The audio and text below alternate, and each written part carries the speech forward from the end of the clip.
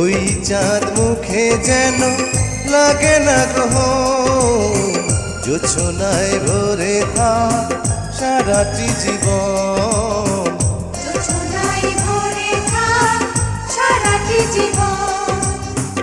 ওই চাঁদ মুখে যেন লাগে না গ্রহ, জোছনায় ভরে থাক সারাটি জীবন।